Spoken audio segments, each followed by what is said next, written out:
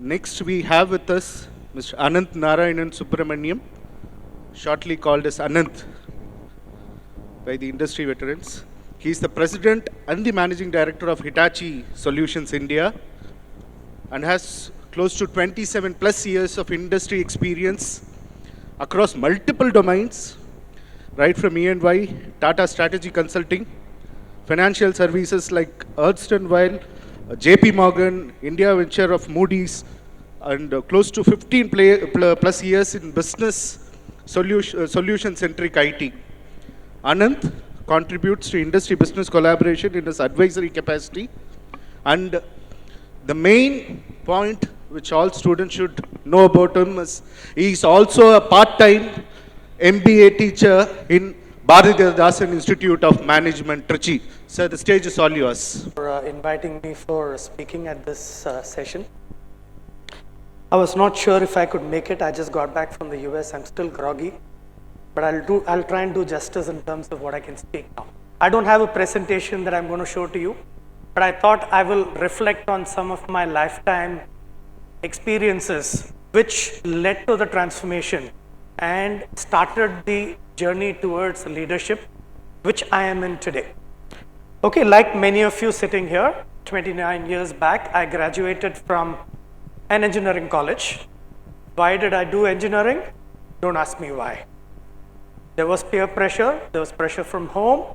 I said, okay, let me become an engineer. What next? I used to see many folks doing the job of a sales engineer. I used to get excited. I said, let me be a sales engineer. Okay, I joined that.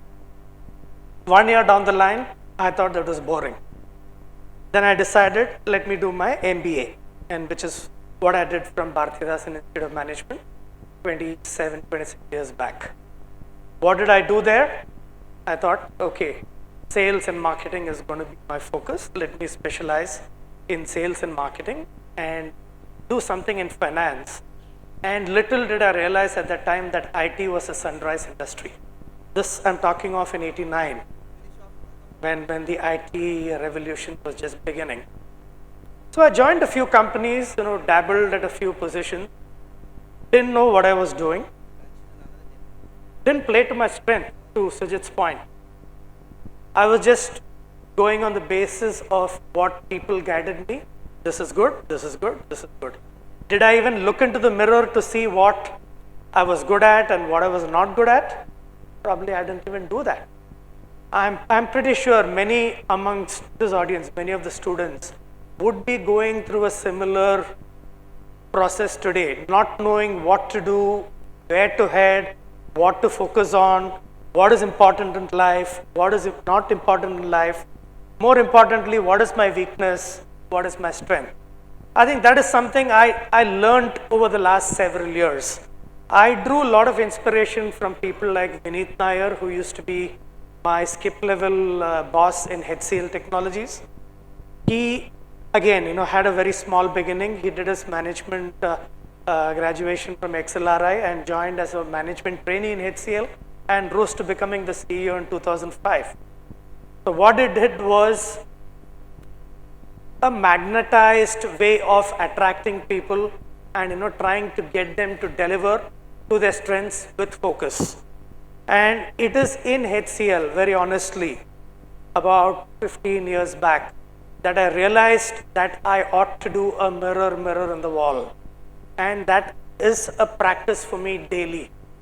Look at what my strengths are, what my weaknesses are, what mistakes I've done, what things I've done right, what is it I can do better, what is it I'm focusing on, what is it I'm not focusing on. Am I able to communicate effectively to my team? Am I able to stand up to an audience of 3,000 people today here and speak? Probably 15 years back, I would have felt shy of being on the stage. Exactly what Sujit said. Today, you might be shy at the stage, but 10 years into my work life, I was shy of being a public speaker. Why? Because I didn't realize what my strengths were, what my weaknesses were, and what I should focus on in terms of a speech. But the journey in HCL Technologies was a transformation in itself in terms of discovering myself, in discovering the leadership about myself and in discovering what I ought to focus on, and more importantly, how I could contribute to the ecosystem of the company. Alongside HCL, I took up an honorary position in one of the NGOs. The reason was, one, I had returned from London and I saw the day after I came to Chennai, my daughter, who was about 6 months old at that time, was bitten all over by mosquitoes. Okay? And I went and asked the corporation authorities near my place in Chennai, can you do something about it? The answer was appalling. There was no response whatsoever. Thereafter came the floods, the great floods in Chennai. I think it happened once in 2004, 2005, and then in 2008. These were two transformational moments for me. Right in the heart of Chennai, probably the outskirts, in a fairly decent locality, 7 feet of standing water, okay? And I had to evacuate from my house in a boat. I don't even know swimming. So we had to evacuate in a boat from our apartment in Chennai in 2008. The reason? Encroachments on a canal nearby, political apathy, no action from the bureaucracy, nothing. What should I do about it? Well, someone should do something about it, right? No one was willing to bell the cat and go to the government and say, please act on this.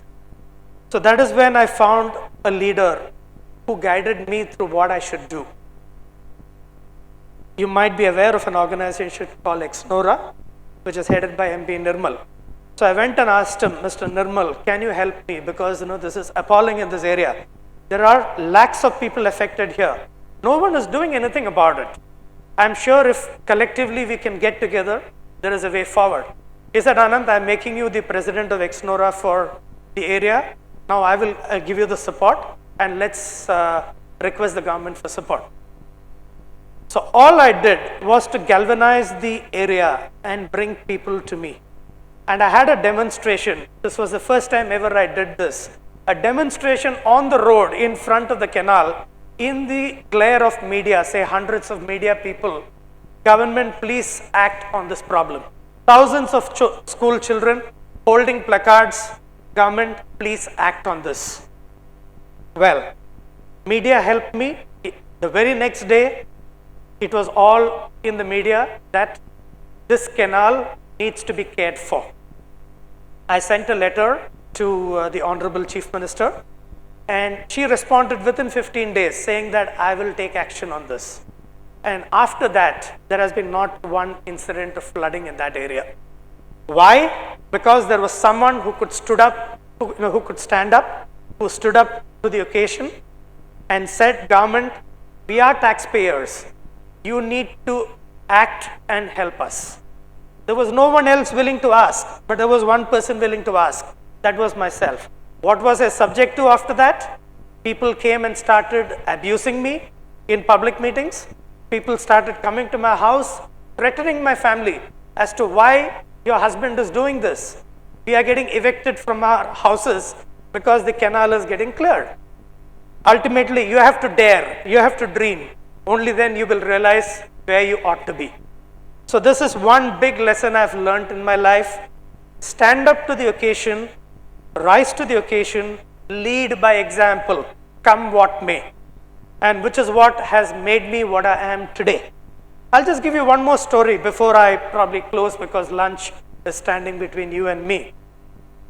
I took to IT about 15 years back. I don't come from a technology background. I didn't know even one line of code writing when I took up IT. All I knew was business logic and how business logic needs to translate into an application. I joined HCL Technologies. I led a few things for a few years until the genius and Vineet spotted me. So it all happened at a party in Redmond in the US. So someone said that Vineet, Anand feels that Vineet doesn't care for him. So he called me and said, well, is that so? I said, yeah, sort of, I meant it, not sure. He said, okay, I'll promise you here that from next year, that is 3 months down the line, you will have my support. And why did he support me? He supported me because of some passion that I had in myself. He supported me because I was innovative. He supported me because I was differentiating in terms of my approach to doing something. It was a different model that I was looking at. So 3 months post what Vineet told me, he called me into a blueprint session which included 600 of his top managers in the company. And he said, there is someone in the crowd who says that Vineet doesn't care for him. I was taken aback. What is this guy trying to do? Am I going to get ripped apart in front of 600 people? That was the fear. So he said, Anant, stand up. Okay, I did stand up. He said, Anant, I'm announcing before my leadership team here on the dais that Vineet supports Anant. That was the day that transformed my existence in that company. From that day onwards, it was success, success, and success. From a non-entity, I moved on to what was called the Elite 100 within HCL, the top 100 brains of HCL. I don't think I need any more accolades than that, because that was a recognition for being innovative and leading in character and in terms of my passion for the job. So, thus started my transformed journey in IT. From a non-IT person, working in management consulting, working in financial services. I was an investment banker, by the way, for one of the best companies ever known in investment banking, JP Morgan. Okay, and then I moved into IT, knowing nothing about IT. All it required was I had to dare, I had to challenge myself. Can I transcend the boundaries of basic knowledge and try and get into something different and make a difference and be different? And here is what I am today, the CEO and Managing Director of a Fortune 100 company in India, leading India as well as Asia Pacific, and known to be one of the best managers in the group.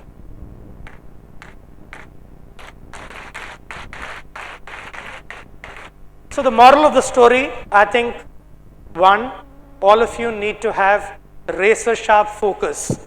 This is a time for each one of you to focus. I have a son who's probably as old as y'all. He is also suffering from want of focus. So this is the same speech I need to give to him. He does his BE in computer science in one of the colleges. He doesn't know why he's doing it. He says, I'll do my MBA next. I think he ought to know why he's doing it, what is his purpose in life, what are his strengths, what are his weaknesses. Always work on strengths, never worry about the weaknesses. You need to figure out how to masquerade them rather than try to work on it and fail. So focus is so important. The second part, which is more important, Sujit has spoken enough about it, communication. Communication is all about how you're able to articulate your thought process in a very, very clear and succinct manner. It doesn't require flamboyance. It doesn't require accent. It requires basic English.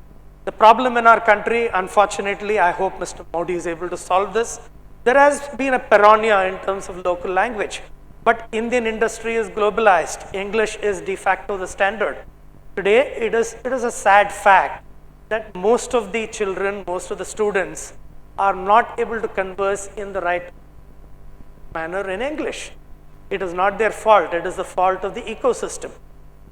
So all I can ask you is try and improve on your communication skills, take help from your colleges, or do something on your own and try and become different in this area. The third most important pillar on which you have to build your success, you should not have fear of the unknown. That is one big inhibitor for students today. Can I stand up and ask this question? Will I be considered to be a fool if I ask a question? Is the question going to be foolish or is it going to be intelligent? No question is foolish, no question is super intelligent. If you have a question, you have every right to ask and get your answer. And you will realize whether you were right in asking the question or not. But don't have the fear of the unknown.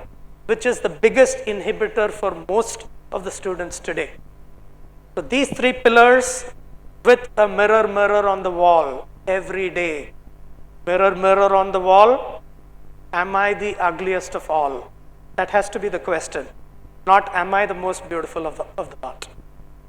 I'm borrowing a lot of things from my mentor in my previous companies, but nevertheless, I found ample usage in practice, which is why I'm telling this to you today. I thought there would be nothing better to reflect on one's own growth journey and talk about it rather than show you a few slides, which would have put you to sleep anyway. So I don't wish to stand between lunch and you. Probably the next speaker is here, Mr. Velumani, and I hope you have a good session with him. I loved speaking with you all today, and thanks Shivakumar and ICTACT for this opportunity.